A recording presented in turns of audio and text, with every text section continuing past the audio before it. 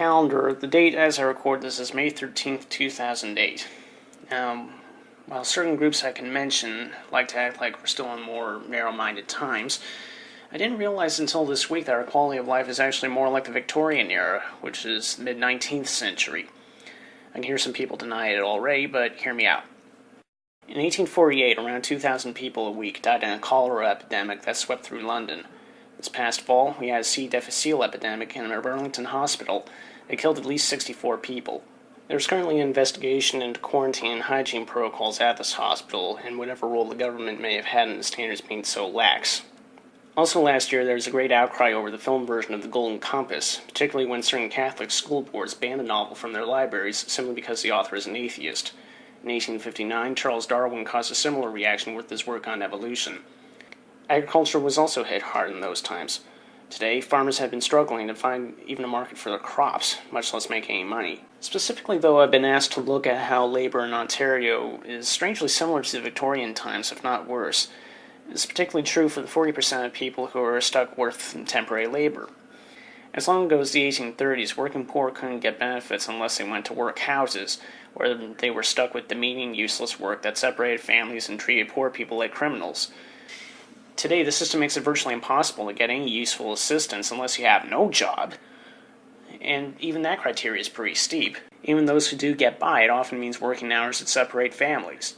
Some of these old workhouse masters would embezzle funds meant to feed and care for their poor workers who were already in harsh and abusive conditions. Until late last year, I used to work for a flyer distribution company that, for piecework, would give us increasingly heavy amounts of flyers to pack in a very short amount of time, and if ever we complained about it, we were basically told, live with it or leave. Going back to temp workers, it's well known that in Ontario and elsewhere they aren't allowed to collect holiday pay or overtime, which is legally required for all other workers. In case you've already forgotten, almost half of Ontario's workforce is temporary, so almost half of Ontario's workers are denied benefits that are legally required for everyone else. In fact, when researching this story, I was stunned to learn just how far the standards have dropped among employers. According to the Ministry of Labor, only 5 prosecutions were initiated against companies in the year 2000. In 2006, the number exploded to 456.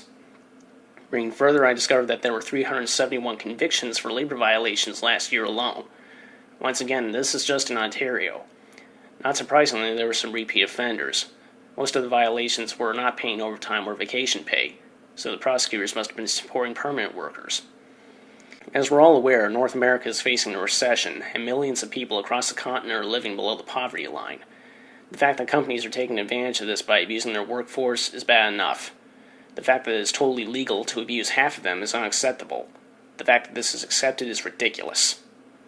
Canadians as a whole aren't a confrontational people, which is fine most of the time.